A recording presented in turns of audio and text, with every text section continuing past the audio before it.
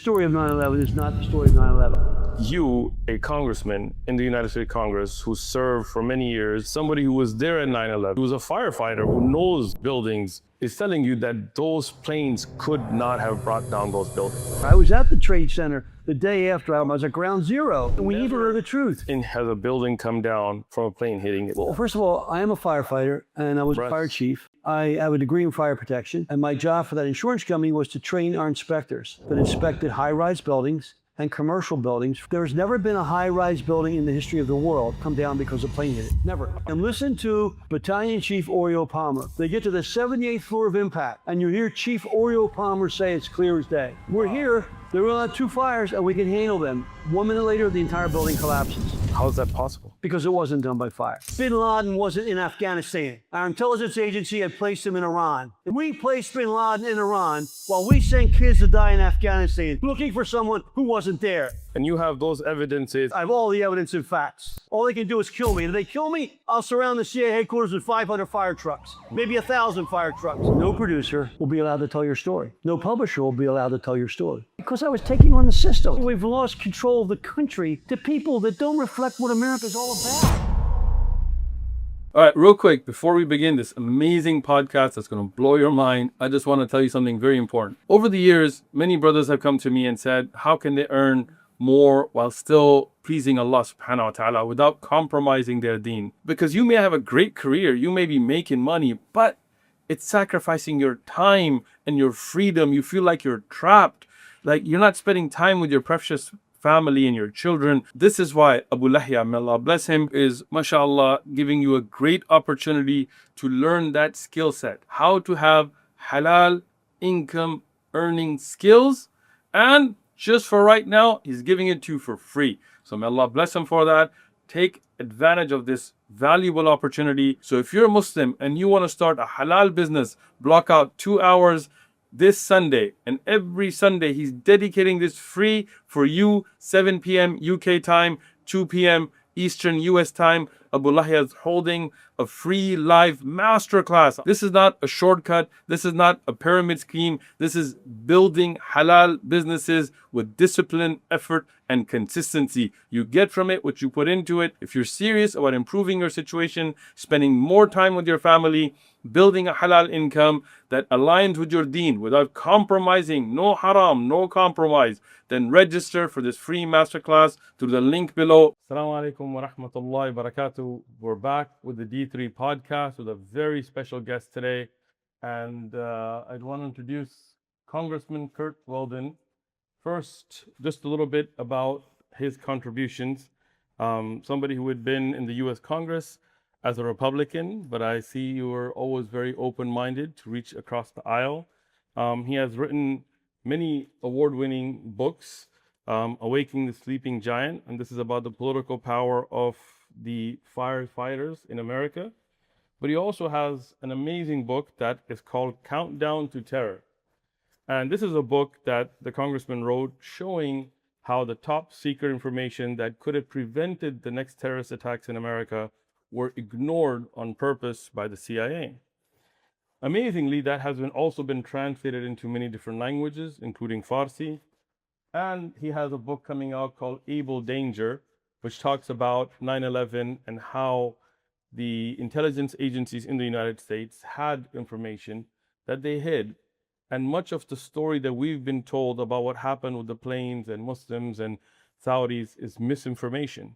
That is not facts. And this is somebody who was the head of intelligence agencies, somebody who has been privy to information from the highest level of security clearances, a man from the US House of Representatives. I want to welcome you, Congressman, to our podcast. Great to be here. And tell us a little bit about yourself first. Assalamu alaikum. Sheikh, it's a pleasure to be with you. And welcome to Pennsylvania and my hometown, where I was born and raised, the youngest of 9 children. As a teacher, I worked hard and also was a volunteer firefighter. And then I was able to serve as the mayor of my community, chairman of my suburban county of 600,000 people. And then I spent 20 years in the Congress. In the Congress, my focus was on strong support for our military and defense, but my ultimate focus is on stopping war and Amazing. building bridges with people. I led delegations to 104 nations, including all the Middle Eastern countries. I was the founder and chairman of the GCC Security Caucus with the GCC countries.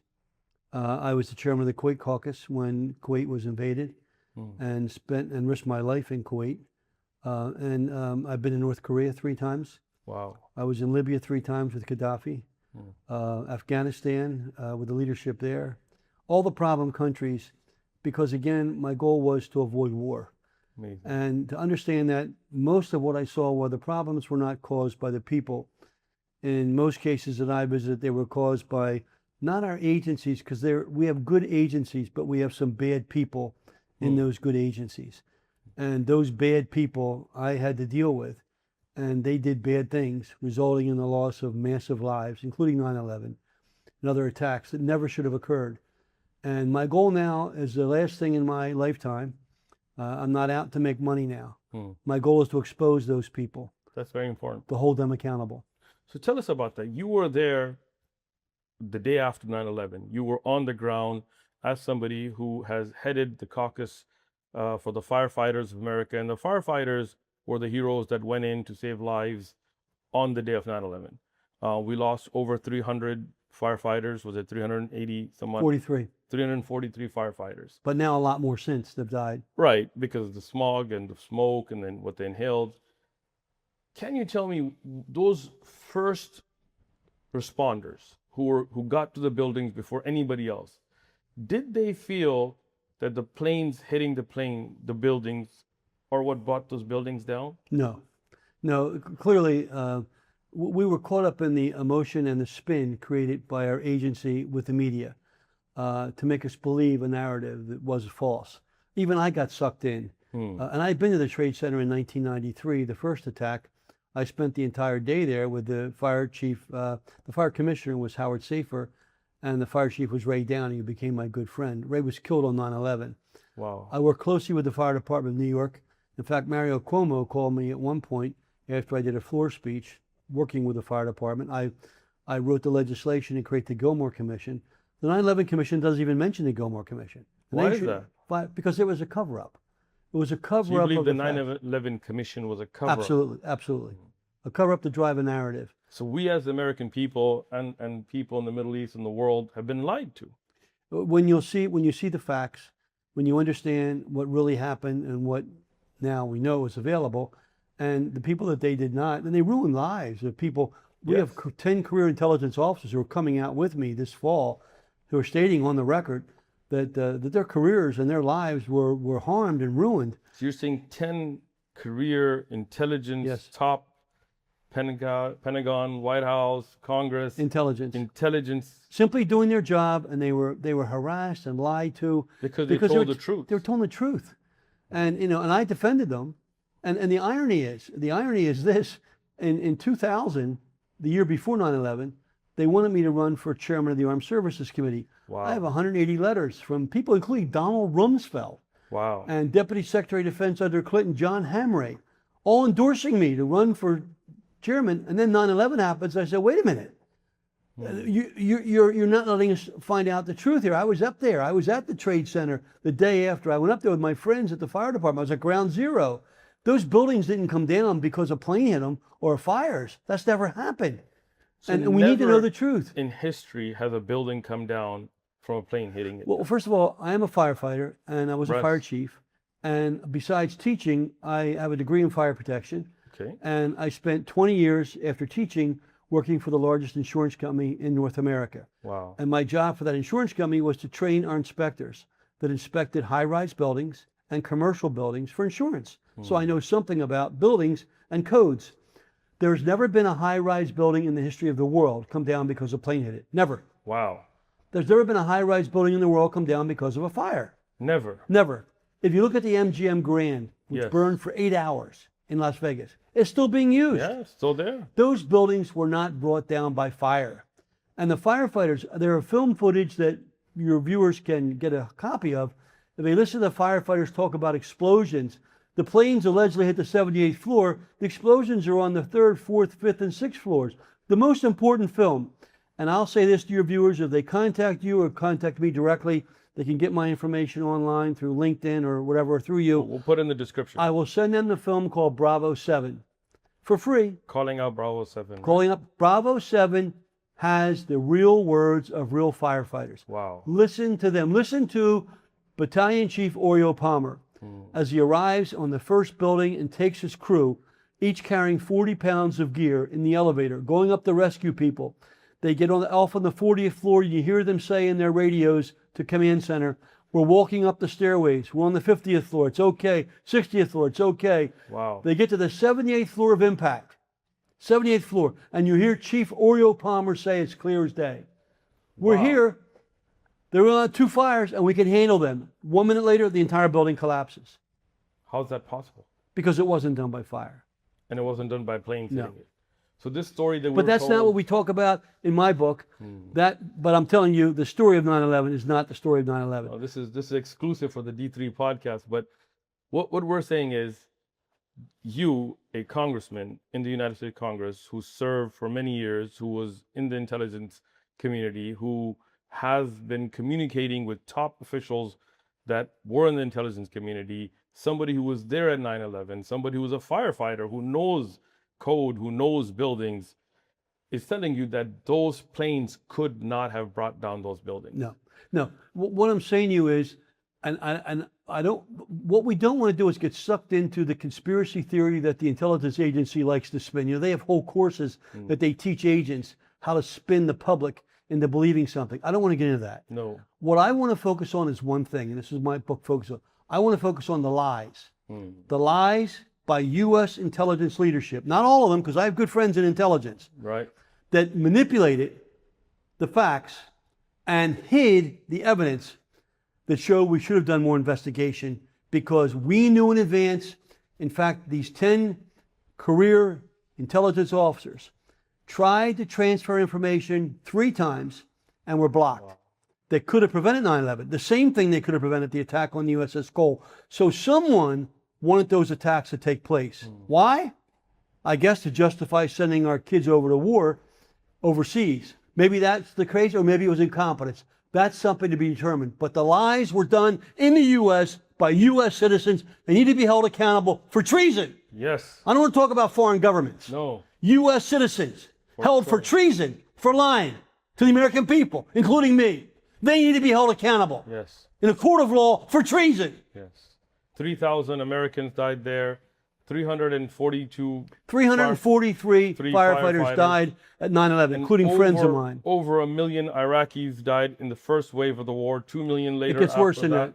It gets worse than that. 343 firefighters, 2,977 responders and victims died at 9/11. But George Bush, and I'm a Republican, got up on that steel and put his hand up in the air. We're going to get you, bin Laden. Yes. So we sent all these kids over to Afghanistan. American soldiers. Bin Laden wasn't in Afghanistan.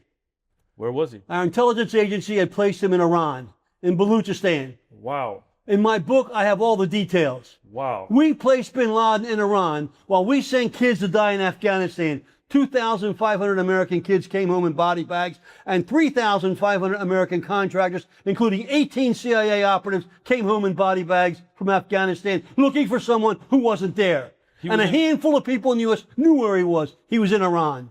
So bin Laden was in Iran. He was in Baluchistan. Irani side of Balochistan. He was in Baluchistan. And I had 10 silver bullets. As the vice chairman of the Defense Committee, I did 2 hearings.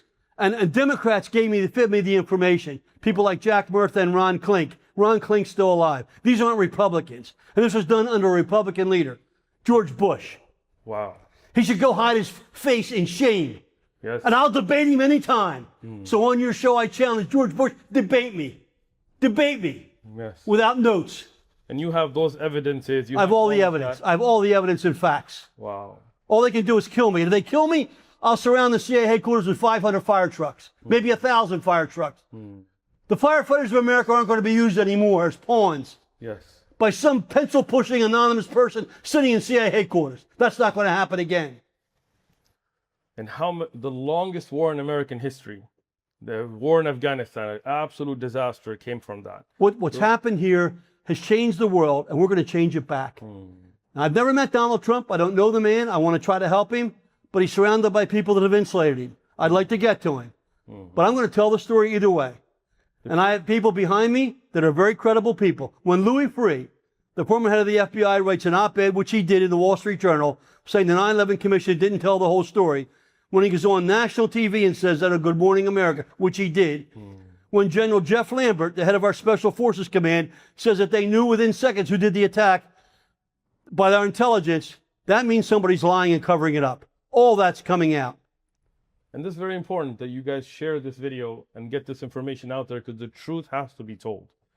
You know, the important thing this year is, this is the 25th anniversary of 9/11. Yes. I was at the Trade Center in '93. I went through the grief. I walked through the bombed out parking garage. I worked closely with the fire department, became good friends. My really close friend died at 9/11, Ray Downey. I didn't wait to do something afterwards. I brought Ray's widow and 5 kids down to my district 1 month after 9/11. Not a year, not 10 years. I didn't do it to raise money. I got a bus and brought a luxury bus to bring them to my district, the entire Downey family. And I had 50,000 people parade in my district in honor of Ray Downey and the American heroes from the fire department of New York. 1 month after 9/11, because I knew that never should have happened. Firefighters were killed. This is the 25th anniversary, but it's also the 290th anniversary of the American Fire Service. Yes. 40 years before America was a nation, Benjamin Franklin started the Union Hose Volunteer Fire Company in Philadelphia. 40 years before. It didn't take government to organize it. People came together, and when people come together to protect, they don't care who you are. If your house is on fire, if you're stuck in a car accident, they don't ask you, are you Muslim? Are you black?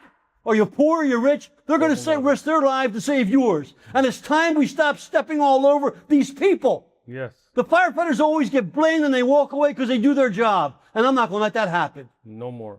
No, no more. Yes. I'm standing up for every firefighter in the country. Nice. No more games being played. That's what we did. 343 of them died, many more afterwards. And then look at California with the fires they had out there. Who did the mayor of California fire? She fired the fire chief, and it was a female. Yes. They blamed the female fire chief after they cut her budget 20%. You can't do this. It's got to stop. It's got to stop.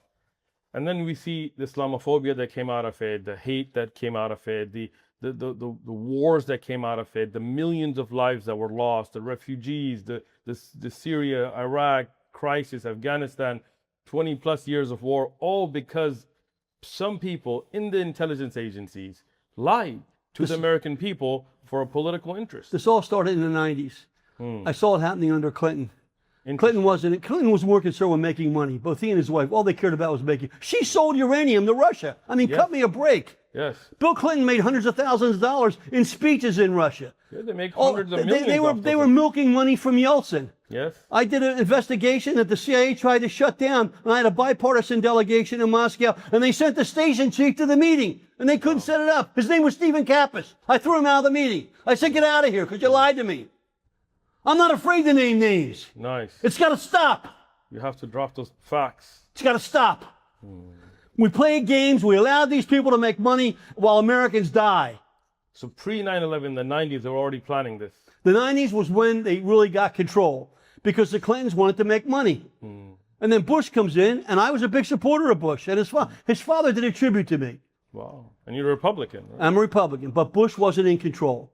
It was run by Cheney, by Rice, by Rove, and by Rumsfeld. Interestingly enough, let me just say this quick story. I took the first 3 delegations to Libya to meet Gaddafi. And I did that because George Bush said publicly that Gaddafi was going to give up his weapons and wanted to become friends with America. So I said, that's a good sign. I was taking a group to meet our troops in Iraq. So I said, you know what? We're going to stop in Libya on the way. The White House didn't want me to do it, but I said, we're going to do it. And I was vice chairman of the Defense Committee. So we stopped in Libya for 2 nights. And I met with, not me, my delegation, 3 Democrats, 3 Republicans, met with Gaddafi. Okay. And I said, you know, Colonel, we're here not to praise you. We're here to say, you know, what you did in Lockerbie and admitted to was wrong, but you said you want to renounce terrorism, give up weapons of mass destruction. That's a good thing, and our president has praised you for that. He said, Congressman, I don't know why it took so long for an American to come sit with me, but I'm glad you're here. I said, well, I've only been in Congress a few years. He said, I don't want war with your country. I've renounced terrorism. I'm doing everything your country wants. He said, all I want to do is I want to become the head of the African Union, which he did. Right. And I want to unify the African nations into one economy, which I try to do. Which is good. And I want to base our economy on the gold standard. Wow. So go back to gold. So what Gaddafi wanted, the West wouldn't accept. That's why we had to kill Gaddafi. But what was interesting, and I got to tell this story, in that first trip, they had a luncheon for us out next to this water reserve where Gaddafi had built this clean water system throughout the country, moving pure water for drinking and sanitation to the people in the deserts. It was really impressive. Gaddafi wasn't there, but all of his cabinet members and leaders were there with us. And as we're having lunch, we saw this huge 14-foot high concrete pipe.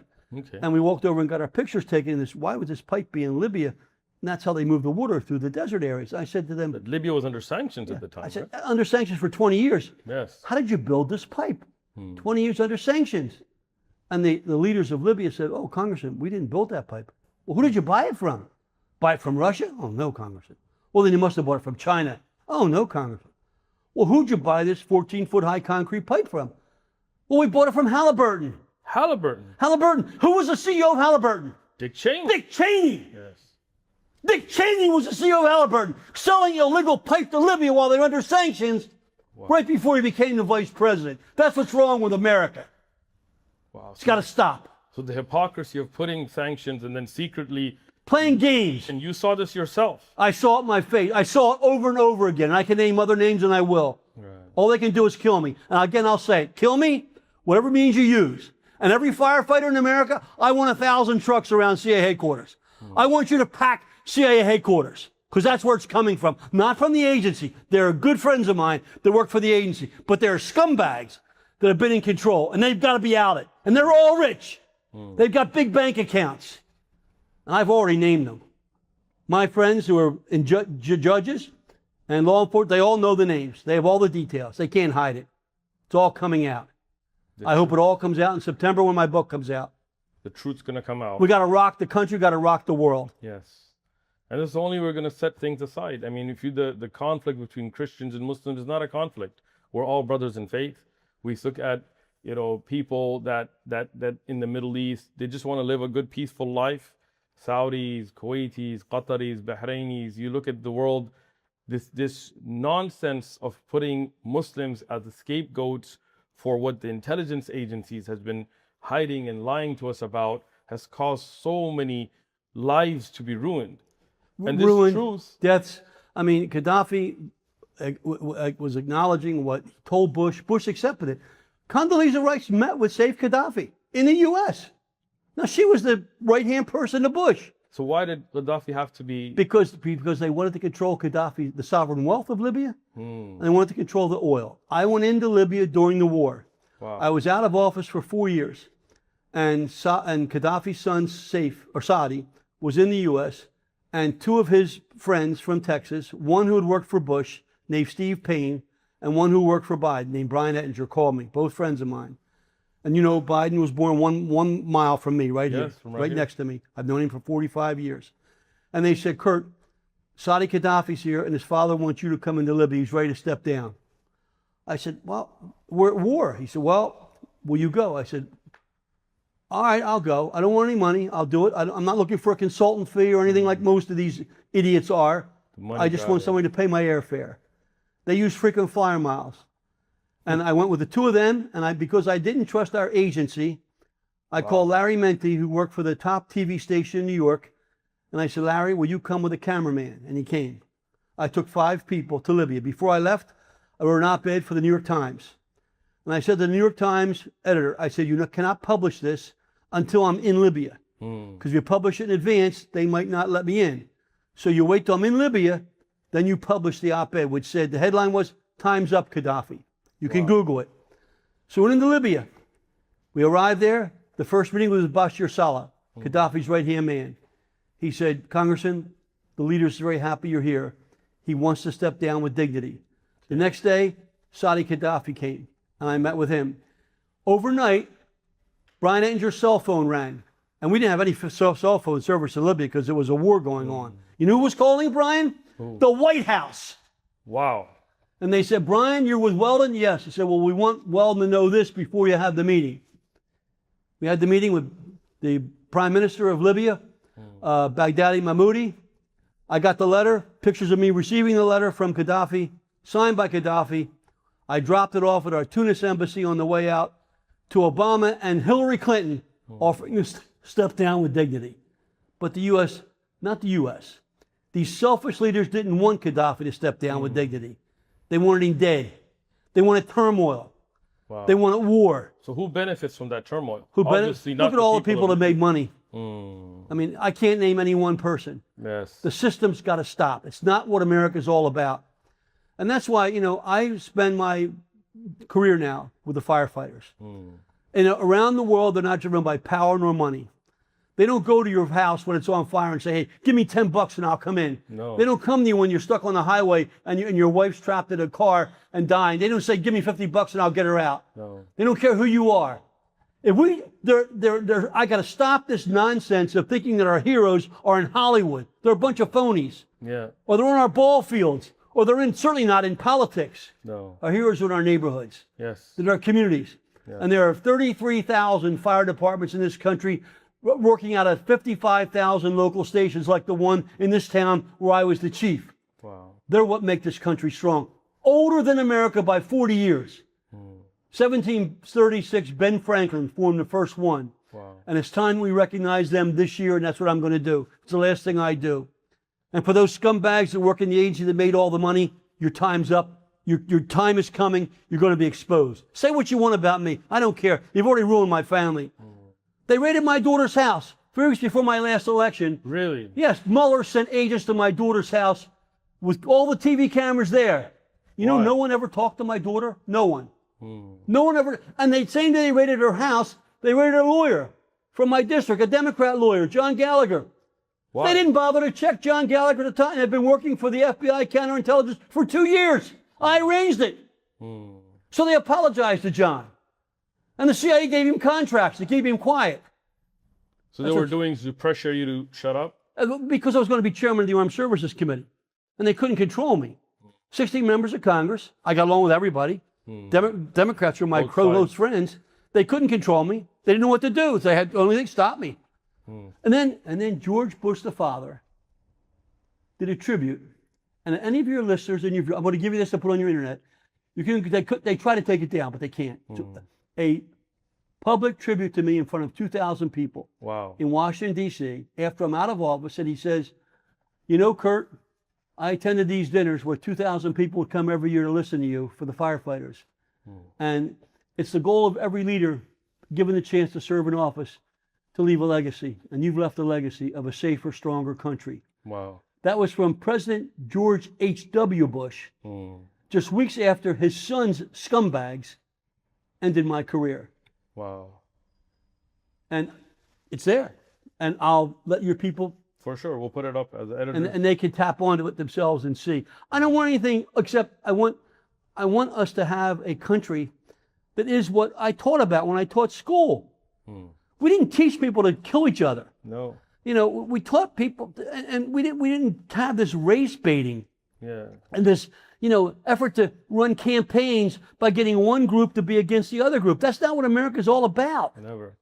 It's got to stop. It's got to stop. The truth has to come out. So Libya was attacked and Gaddafi was killed basically because these evil people in doing evil wanted conflict in the money world. changers. They didn't want the dinar gold standard to come back.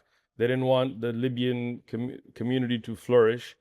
And they wanted turmoil. Same thing in North Korea. And they didn't want a united Africa because I took- Africa united together exactly would be very right. powerful. Exactly right. And I've said that publicly. It's not like I'm not saying it before. I've said it publicly. I took all 3 delegations to North Korea. And why did I do that? Because the White House under Bush came to me and said, the North Koreans are in violation of the agreed framework. I said, well, that's absolutely wrong. They said, well, you take the lead. I said, absolutely. So I publicly challenged North Korea and said, you claim that you want to be peace with us, but you're violating the agreed framework, which the 6 countries were all involved with. So I said to Hadley, who was the security advisor at the time, but I'm going to go tell them that to their face. He said, what do you mean? I said, I'm going to go to North Korea. He said, you can't go to North Korea. So on my own, I took a professor from Temple University, from Drexel, who I knew, Dr. Roy Kim.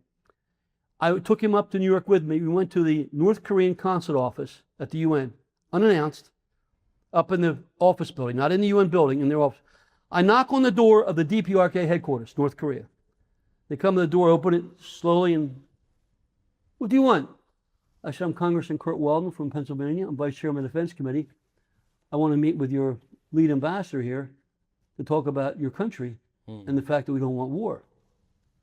Wait a minute. He shuts the door, comes back. Come in. I go in with Roy Kim to the North Korean office at the UN. Wow. And I sit down in their lobby. Why are you here? I said, we bombed under President Reagan the home of Muammar Gaddafi because of what they did with the Lockerbie bombing. And that's going to happen to your leader if we don't find a way to achieve peace. And I don't want war. I don't want Americans dead. I don't want your people dead. I get along with South Korea. I get along very well with them. And so that's why I'm here. I want to go to North Korea. He said, well, we don't know, Congressman. I leave. I get a call. They extended an invitation for me to bring a delegation. I took the first delegation to North Korea. 3 Democrats, 3 Republicans. They're all alive, and they'll all verify everything I'm saying. The White House didn't want me to go. They tried to stop me 3 times. We flew into Seoul. We briefed the South Koreans first. Then we flew up to Pyongyang, the capital of North Korea. We met with the North Koreans, and we were very frank with them. The White House and the State Department sent their lead translator with us, Tong Kim, very respectable man. And Tong Kim translated all of our discussions.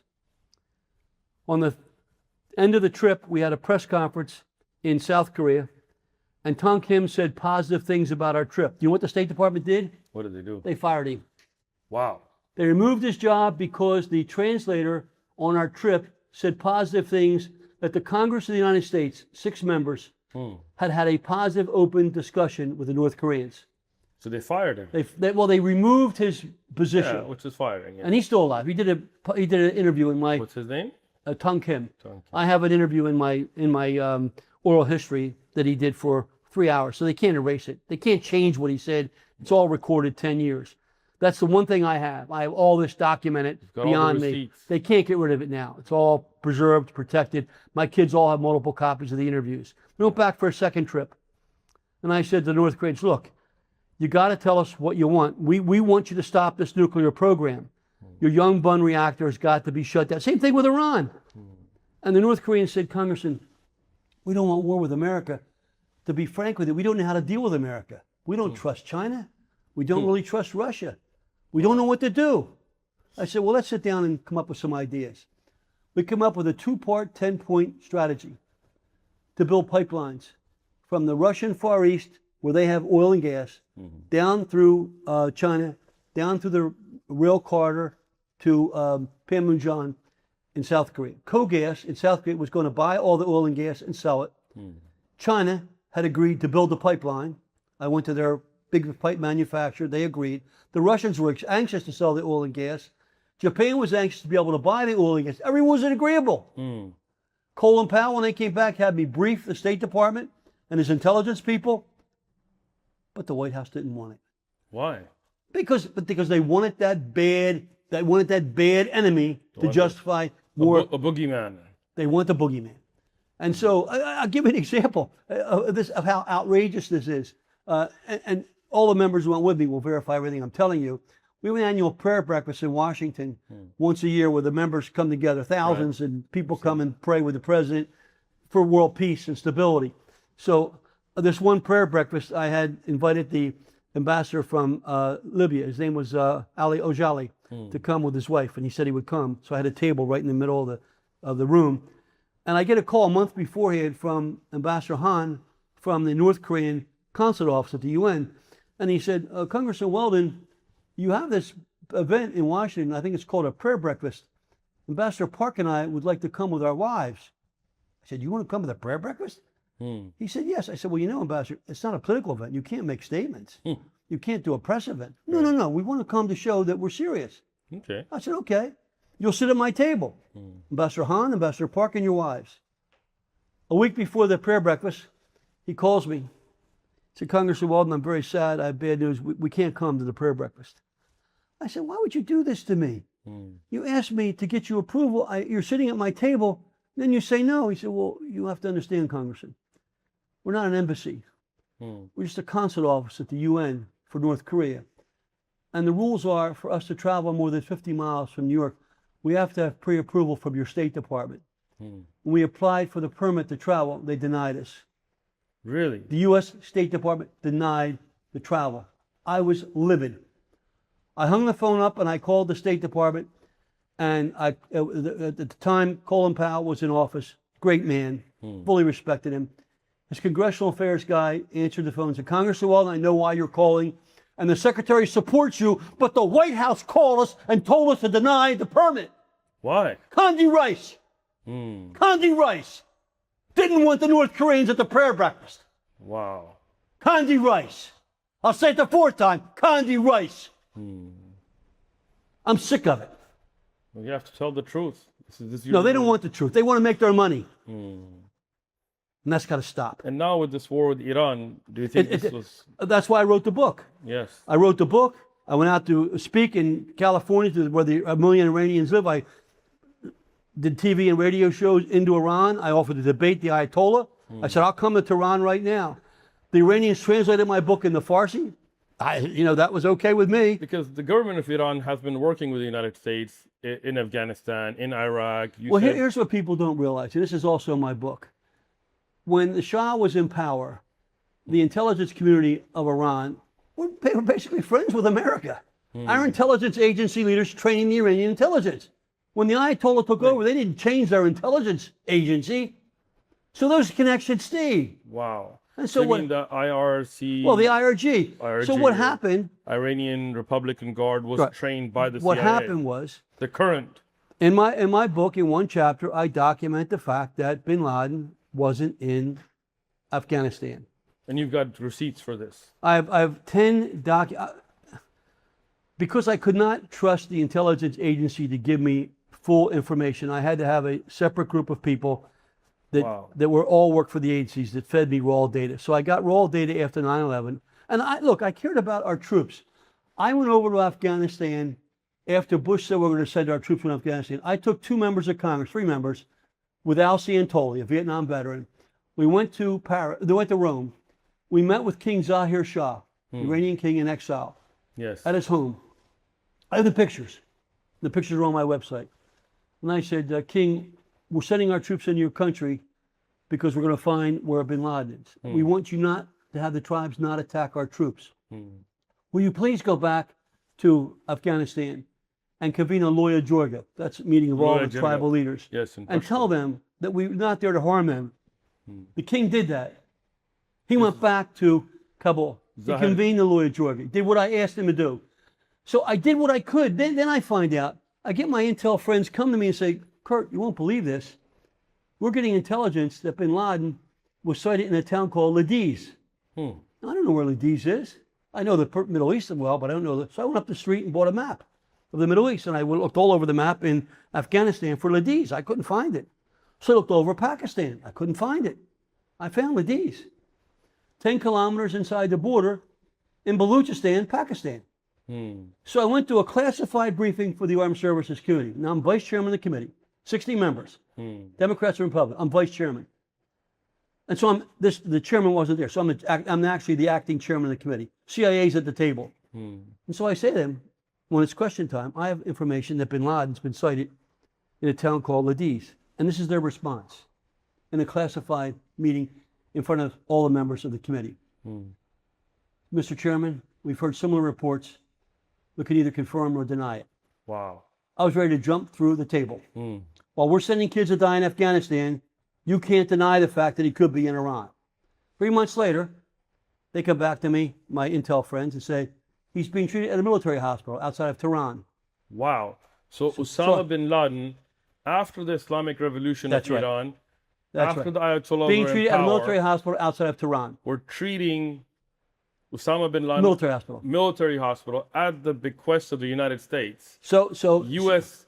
intelligence agencies knew about this. Absolutely. So I go back to the classified briefing in front of the whole committee, I'm the acting chairman, and I asked the question. I have information that bin Laden's being treated at a military hospital outside of Tehran. And the response?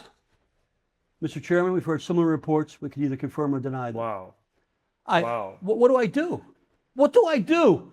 I'm sending constituent kids over to Afghanistan, and they're telling me it could be in Iran. And then I get a Democrat member of Congress, the most respected Democrat on defense issues, Jack Murtha from Pittsburgh, chairman of Defense Appropriations. He sends Ron Klink. Ron Klink's still alive. We'll verify this, to my office. Because Ron Klink has a knock. You know what a knock is? No. It's a person that worked for the agency. Okay. They non-official cover, so they'll deny they ever work, but they work for the agency. For the Central Intelligence Agency. CIA. So Ron Klink said, Kurt, I have a guy that knows something about Iran, and I have to. Jack Murtha said I should talk to you. I said, okay, Ron, bring him in. He brings the guy in. I still have the guy's name, contact information. It's all documented. I think I have an interview with him. And I said, how can I help you, sir? He said, well, I work for the agency, and I worked in the Middle East part of the world. And he said, Congressman, I need your help. I said, well, why? He said, well, you know, there's a reward for bin Laden. I said, yeah, I know, it's $25 million. He said, well, I know where he is. I said, well, how do you know where he is? He said, because my friends are telling me. He's in Iran. Wow. Now, he doesn't know that I know what's going on. I said, he's in Iran? Yeah, he's in Iran. So I want you to help me get to Tehran. I'll leave my credentials there, and I'll go out, and I'll bring him back dead or alive. I said, I can't help you do that now. Now, that's the third source. Then I get a falconer from Maine who's a U.S. citizen. He's a Sikh. And he comes through the Interior Department. And the Interior Department says to me, Congressman Weldon, we have a falconer that wants to meet with you, the head of the International Association of Falconry. Now, that wasn't unusual for me because I was the Republican on the Migratory Bird Commission. Okay. I was very active on environmental issues, ocean issues and environmental issues. And the Congress has what's called the Migratory Bird Commission, which oversees all the wetlands where the birds fly. And I was the Republican. John Dingell was a Democrat. There were 2 senators and 3 cabinet members.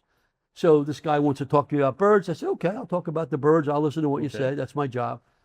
So this guy comes in with 2 falcons on his shoulders. Wow. Beautiful birds. They had the blinders on them, like bird.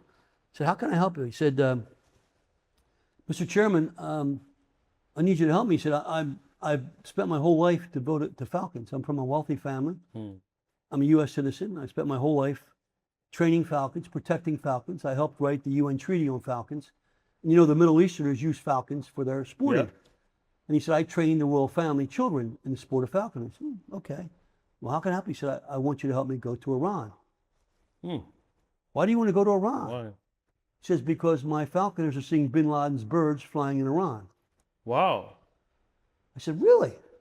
He said, so you help me go there. They'll accept me there. They all know me. Yeah. I'll tag his birds, and I'll take the U.S. to exactly where he is. Wow. I have 10 silver bullets, including a member of the Kuwaiti royal family and the Saudi royal family, who confirmed to me that bin Laden was in Iran. Then I had the ultimate person who worked for the agency for 50 years. And I won't give any more details about him. I don't want to risk his health because he's probably 80 now. But I met him through another person that worked with him, all doing good. There are many, many good people in our agencies. And I don't want to make this sound like I'm anti. We need good intelligence. Of course. And I don't want to. I don't want to create a broad sweep. They are heroes for what they put up with, and we don't know the half of it. So for all you intel people out there putting up with this stuff, I'm behind you 100%. You're not the problem, and I want you to not think about that somehow I'm casting an aspersion against you. It's only the scumbags making the money at the top that I'm after. They're the only ones. And they know who they are. They got the big bank accounts. And they'll screw anybody they can to hurt other people. So he said to me, he called me my dear. He said, my dear, he said, after I met with him probably 20 times, he's been to my home. He said, you know, you're right about so many things in your work in Congress. He said, in the Middle East, he was born in Jordan. And he's Palestinian. Okay. And he's 2 PhDs. Wow. Very bright man. He said, but you were right about one thing. I said, what was that? He said, bin Laden. He said, where he was? He said, he was in Iran. Wow. I said, how do you know that? He said, I was in the room when the deal was cut. The deal between... And the deal wasn't cut with Ahmadinejad, the leader of Iran. Wow. The deal was cut with Soleimani. Soleimani, the one now, that was... what Trump doesn't understand is in my opinion, the reason we killed Soleimani was because they knew he was the one that the U.S. cut the deal with.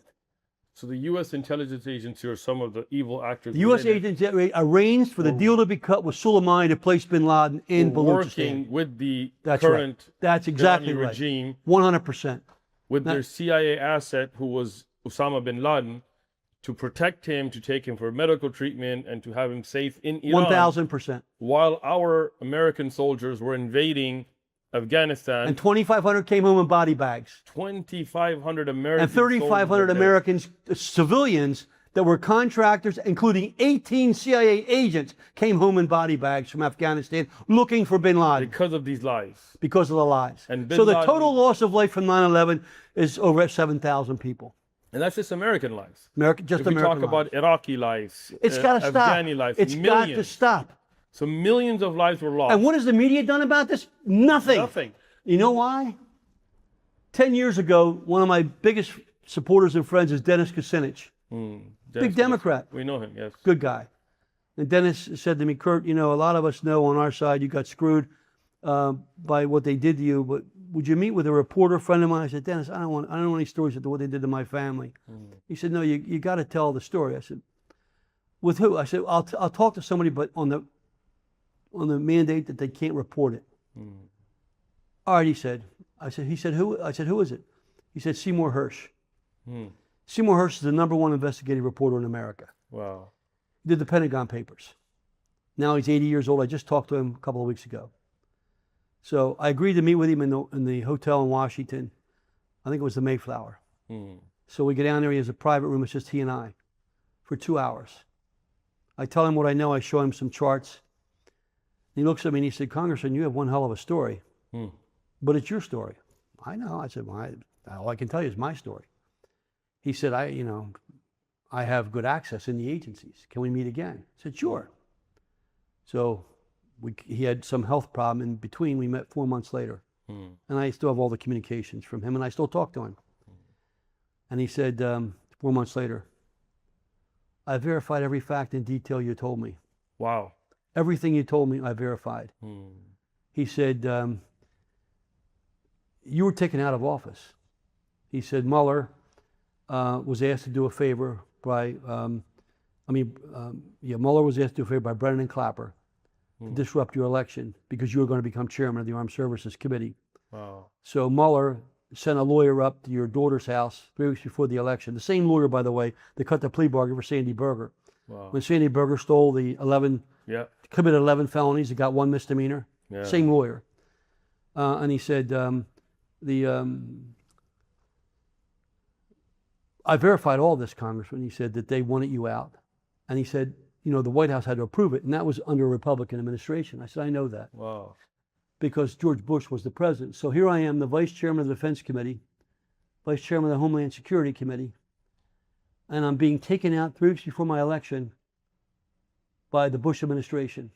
By a Republican. By a Republican, because they weren't really in control. It was people like Cheney and Rumsfeld and Rove and Rice that wanted me out.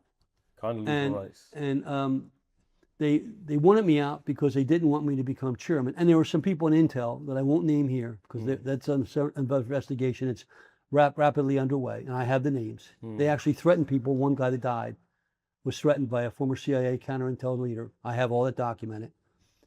And I hope they're shaking in their feet or else they kill me. And it'll come out if they do, because they're scumbags. They're not American patriots. They got their CIA awards, but they're not patriots. They're scums. They don't deserve to wear the American flag on their shirt. Yes. They didn't do this for the country. They did it for themselves to make money because they're all wealthy. And they're making millions. They're making millions. They're up in New York in their big offices. We're the experts on foreign policy. They're crap. They're the one that And caused. so what happened? Cy says to me, and the charts that you showed me, that they denied when you gave them the White House after 9/11, that Steve Hadley denied, knew you gave them charts, couldn't remember what they were. He said, they're still on the hard drive at the NSA. They're still there. Wow. He said, but Congressman, you have to understand, no producer will be allowed to tell your story. No publisher will be allowed to tell your story. Doesn't matter that it's true. There's certain. That was from Cy, because I was taking on the system. So this There's because certain because interests, that, certain lobbies that's that what's would- wrong that with would block you. we've lost control of the country to people that don't reflect what America's all about. Wow. You know, it's out of So control. the mainstream media will not air facts. They will hide it from the American people. They will because- play along with the game, and they'll go along, and and it's Fox News is just as bad as the other mainstream Yeah, media. They'll all- only go so far. They're all corrupted, and it's a sad thing. I mean, I have good friends, and I didn't talk for 20 years. I kept quiet. So this current conflict that we're in right now, as the United States and with Iran, there was no reason for it. There was no reason. Well, let me for- give you the story. First of all, I was the point person for Russia. I've been to Russia probably 60 times. Wow. I formed the Duma Congress with their parliament, Okay. organized by Speaker Gingrich. The Democrat co-chair was Steny Hoyer, Newt a really good member. Steny's still in Congress. Steny and I co-chaired the Duma Congress. I was also the co-chair of the Rada Congress, the Ukrainian parliament. Marcy Kaptur was my co-chair, a good woman still in Congress. Okay. We met regularly. There was never a problem between either country. Ukraine and Never, Russia. never a problem. We never faced the potential of a war. That was all concocted. By who? I mean, we met with parliamentarians from both countries on a continual basis. I have pictures of us meeting in Washington, the Duma and the Rada together. And I'll give you a story about Iran. One of my biggest concerns with Russia is they were the supplier of nuclear material to Iran. Okay. Iran couldn't build it on their own. Never. The Soviets had a big, strong nuclear program, and the lead nuclear institute in Russia was Kurchatov Institute. Now, when I went to Congress, the two leaders in the Congress were Sam Nunn and Dick Lugar. Sam Nunn, Democrat from Georgia, Dick Lugar, Republican from Indiana. Good guys. The Nunn-Lugar program to decrease Russia's nuclear stockpile. So I followed their lead. I became friends with them. I went on trips with them. The point person in Russia was a guy named Yevgeny Velikov. Dr. Velikov ran Kurchatov Institute. Kurchatov was the birthplace of Russia's nuclear weapon. So that was the key institute, the leader, and he was accepted in the U.S. because he was trying to do what we wanted, decrease the reliance on nuclear weapons in Russia and here in America. Well, remember the famous picture interview of George Bush after he met with Putin for the first time? And you can Google this, so anybody that challenged me, Google it. Google this quote. George Bush, after he met with Putin, said, "I looked in his eyes, and I saw his inner soul, and I realized this is a man I could trust." George Bush said that. I remember that quote. Yeah. That's his quote. So I'm a member of Congress saying, well, I'm the co-chairman of Duma Congress. If this president believes that, he's got better intelligence than I do, I'm going to help him. I went to Steny. We brought in all the top think tanks in America that do Russian-American relations. And I said to them, I want you to produce a document of what programs exist between the Russian people and the American people. Nonprofits, healthcare, education, environment, agriculture, energy, all of those. There were hundreds of them. State Department wouldn't help me. So I said, you do it. These are like Monterey Institute, Harvard University, very classy organizations. I have the whole list in the document. And people could get a copy of the document.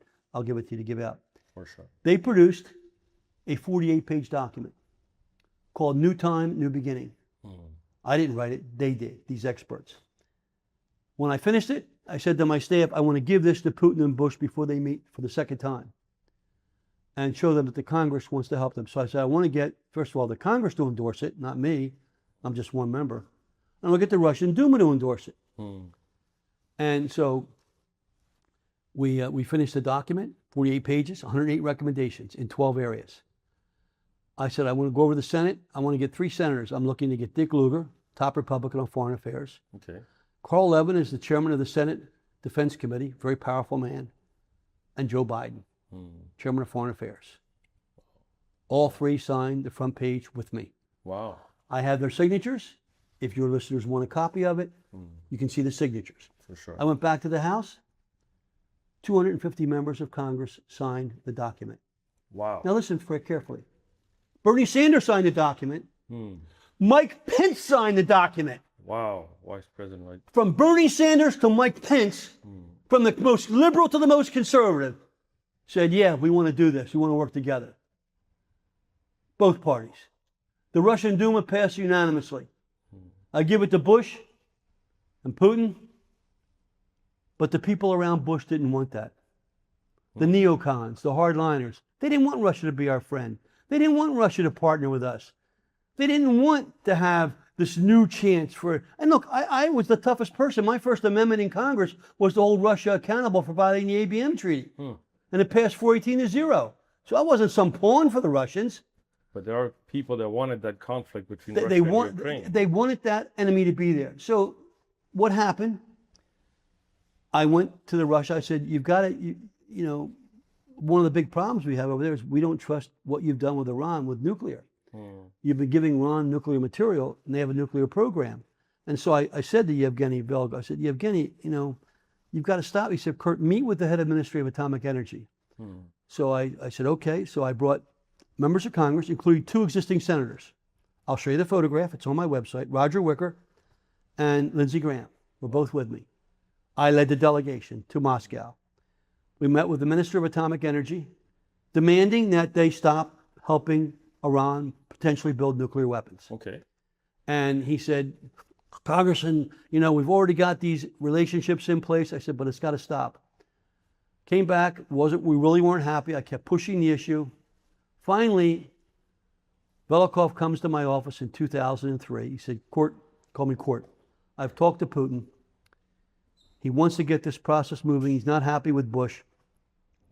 So he's authorized me to tell you that he will accept a bilateral 50-50 between the U.S. and Russia, where the U.S. will have equal oversight of any and all fissile material going into Iran. Okay, that's great. And we turned them down. America? America. Why? That's the $64,000 question. We turned them down. So somebody wanted that conflict. Somebody wanted that boogeyman of the Muslim image. All I can tell you is what I have factually, what I have documented, and what people who were with me saw. And I have the largest archives in House history, and I have the largest oral history, and the interviews weren't done by me. The past president of the National Association of Oral Historians did 100 hours of interviews. They can't erase them. So even right now, this story that we're being told that Iran was weeks away from making a nuclear weapon and we couldn't stop it are lies. Well, not only that, it's not only that. What my concern, even beyond the nuclear weapon, was, and my original concerns, which were very public in the late 90s, both the U.S. and the Soviet Union have built what are called small atomic demolition munitions. They're referred to as suitcase nukes, small handheld devices. We built them, and they built them. So as the chairman of the Oversight Committee for Technology, I got into that, and I said, hey, so the U.S. confirmed to me, we know where all of ours are. Okay. When I went over to the Russians, they were very honest with me. General Lebed, and then the Russian Mikhailov, and the others said, we'll be honest with you, Congressman, we couldn't account for about 180 of them. Whoa. My concern... 180? 180, small atomic demolition munitions. My concern was, because Russia had been the supplier of nuclear fuel to Iran, that it would not be too much out of the ordinary that one or more of those loose nukes would have gotten to Iran. That is scary. And you get a loose nuke in Iran's hands, where the shelf life has 50, 60 years, all you got to do is worry about the detonator, the activator, which they could increase themselves. You move one of those into the U.S., you take out a city. That's still a concern of mine. When I went to the Clinton administration to raise the issue, they didn't want to talk about it. They wouldn't, because they didn't want to offend Yeltsin, because Yeltsin was our crony there at the time. We were sucking money out of Yeltsin left and right. When I say we, the leaders in Washington were sucking money out of Yeltsin. Yeltsin? Absolutely. Sucking money out of Yeltsin. That's when I threw the station chief out of the meeting in Moscow. So in the end, Trump, Clinton, Bush, in the end, they're just trying to make What money. Trump needs to do is have a frank meeting with Putin about the U.S. and Russia together overseeing what Iran has. But we were already offered that by the Russians. Well, as to join. I can't, I don't have access to to Trump to talk about that. But Russia offered that to us. I'm aware of it in 2003, 2004. You were part of those negotiations. It was through me. So the Iranian government also has been working with the United States in an intelligence place, meaning helping us with setting up false flag missions with Osama bin Laden, with Afghanistan, in the invasion of Iraq. So why this war now? Who's benefiting from this? I don't know. For the first time in my life, I'm worried about the country and the future. Again, we have good people that work in our agencies and our military, great people, great patriots. And we have great people that work in our intelligence, friends of mine. Jim Woolsey was one of my closest friends, and I did business with him for a while until the last 5 years. I haven't seen him lately. It's only a small handful. Yes. And every organization has one or two people that think when they get power hungry and they think they can do whatever they want because they have a position, and they are bad. They are very bad. And everyone's afraid to take them on because they have that power around them they can manipulate. People like Epstein, people that have been in the background. And there are people that are U.S. citizens like that. And I've already named them. I have them already identified. They know who they are. And they know by me mentioning this on programs like yours. Right. So it's not just me hiding all this. I've already given this information to the former deputy director of the FBI. He's a good friend of mine. Appreciate you coming and speaking these facts. Well, and this information cannot be hidden. Once what it's we on the can't internet, do, we're not going to resolve these problems by rioting and by uproars and by yelling at each other and by threatening each other. That's got to stop. And if I have a chance to meet with Mayor Mamdani, who I respect, he's got to tone it down and understand, look, if we're going to get through this together, we've got to do it as a partnership. And if there's going to be a new study of 9/11, he should be there with us. Yes. Because the only truth can only be positive for the Muslim community. It is, for sure, because we have been villainized. Now you can imagine what the extent of that would be. Yes, if he stands next to Donald Trump calling for a new 9/11 commission. And we need that because these facts show the official story was a lie. Those firefighters that went in spoke about these were lies. Firefighters don't lie. Firefighters do not lie. Firefighters will take. They risked their lives, and in fact, they gave their lives. And most of them in this country are volunteers. 343 firefighters lost their lives, and their truth has to be told. Those planes did not take down those buildings. I won't stop until their history. Ray Downey and I worked together for 8 years after the '93 attack, and Ray was a Marine, had served in the Marine Corps before he was in the fire department. Ray's son Joe has his father's job today. He's the rescue chief in New York, and I met with Ray last year. I met with him 3 or 4 times, and their grandson, his son, is a member of the fire department. It's a family tradition. Wow. I won't stop until we give them the truth. The truth did not come out in the 9/11 Commission. Those were lies. The fact that they ruined the careers of military officers who were simply telling the truth of what they did, and it's not one. And millions of Americans, Muslim Americans, were demonized. My mother was attacked, my own family, and the Muslim world, Saudi Arabia, was blamed and based on lies.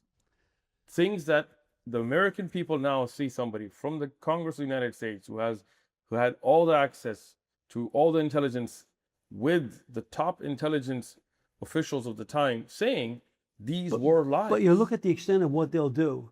They knew what I would have done had I become chairman. So in my 2006 election, all my elections were landslides because I'm a very bipartisan person. Yes. And we were ahead in the polls, and they were spending tons of money. All the Clinton cronies and Democrat liberals were spending it. My own party, I didn't know that at the time, at the White House was against me. 3 weeks before my election, agents arrived at my daughter's house at 7 o'clock in the morning with all the cameras there, took boxes out. It became a national story. Weldon must be a crook. His daughter must be a crook. No one ever talked to my daughter. Never. Wow. Nothing. Now, and that same day, they raided the lawyer's house, and the counter-intel people went to his office to protect him because he was working for the FBI. Wow. And they never bothered to check. This is America. So he had 2 sets of FBI agents in the same office. One protecting him at counter-intel against Russia. The other one sent by Mueller in Washington, scumbags. And you know what their first question was? Well, Mr. Gallagher, isn't it true that you're related to Congressman Kurt Weldon? Wow, that's the first thing they asked. Gallagher starts laughing at it. He said, you came all the way from Washington. You're from the FBI. And the first question you ask me is, and this is all on tape, am I related to Congressman Kurt Weldon because his wife's name is Gallagher? Maiden name is Gallagher? Wow. I knew who told him that. And that person will be held accountable. We have it documented. It's noted, and that person was the reason, and that person got a job. That person got a job. And that person got a job from a CIA operative. It's all documented. Who's this person? I'm not going to name the person. Okay. They know who I'm talking about. They know who it is. And they'll get it through your show. We'll get them. They're scumbags. Scumbags of the highest degree. That have caused... They think they're protected. You're not protected. You're not protected. Say what you want about me. Do what you want. It's all documented. It's all put aside. I've briefed everyone, including the Justice Department, including the legal people, the judicial side, my family. Everyone knows. They read. So they. In my career, I have nothing I could do. Then George Bush does the tribute to me. I mean, does a tribute to me. If I'm some bad person, why would the father, who was the former head of the CIA? Yeah, George H.W. Bush. Why would he do a public tribute to me in front of 2,000 people? Right. Just a few weeks later. And then we find a memo that my staff got that the Democrat opponent of mine had a TV buy each week before the election, $500,000 a week for the Philadelphia media market, a lot of money. But for some reason, in the third week of October, the media buy went down to almost zero. Now, we didn't know why they would cut the media buy that much. This memo was from September. That was the week they raided my daughter's house, which meant they notified the campaign that the third week of October we're going to raid Walden's daughter's house, so you don't need to buy any TV time. Wow. We have the memo. They had planned it out to silence you. Well, because they didn't need it, because they would have got all the earned media. Yeah. They didn't need to buy TV ads. Yeah. So the FBI, they all knew, and they gave it to the campaign committee of my opponent, who's a loser. Yeah. And his wife worked for the intelligence agency. Still does. Wow. This is not America. This is not the America that, and if I do something wrong, then you got to. We should all be held come and confront me. Tell me you're doing this wrong, or you've done. Don't play these silly. Because what it does, it discourages every other person who wants to run for office. Yes. And it causes what they do. What really bugs me is the leadership. And again, I want to make this distinction. Not the agency itself. The leadership. They want the members fighting with each other. They like when their members are calling each other's names, because then they can do what they want. Yeah. So if the members are spending all their time yelling at each other, and then the government's doing whatever it wants. And so we see this facade today, even on the world scale. You see Iran making false threats and other countries. And in reality, as you're telling us, the intelligence agencies in the United States and Iran were working together. So we are, as American people and the world audience, are being sold this fake boogeyman of Islam and fundamentalism, when in reality, it's these bad players in the intelligence agencies that are the ones behind 9/11. They're the ones behind the bombing of the U.S. Cole, as you talked about. They're the ones that knew Osama bin Laden wasn't in Afghanistan, but started the longest war in American history. Millions of Afghanis that lost their lives, thousands of Americans that lost their lives, knowing that these were all based on lies. 18 sailors in the Cole died. Yes. And I have now the physical evidence that a month beforehand, we knew there was going to be an attack against an American asset in the port of Aden, Yemen. For some reason, they didn't want that known. I guess they wanted that attack to occur because that was justification for more false flags. Yeah. So anyway, I appreciate the show, and all I would say is this is the year of the firefighter, 290th anniversary. For the firefighters of America, they represent what America's all about. They care about the country. Make sure you thank your firefighter in your local community. Sure. And hopefully, as the fall arrives and my book comes out, we'll tell this story to the rest of the world. Well, we really appreciate you coming on the show, and we appreciate your telling the truth. We have a gift for you as well. This is from Mecca itself for the Holy City. And thank you. These are special pictures. And we have a copy of the Quran for you. Oh, thank you very much. And thank you. We really appreciate you coming and speaking the truth. And we stand with you as the Muslim people from the Middle East to Malaysia to the world to bring the truth to the world. We're all humans. Thank you. Thank you.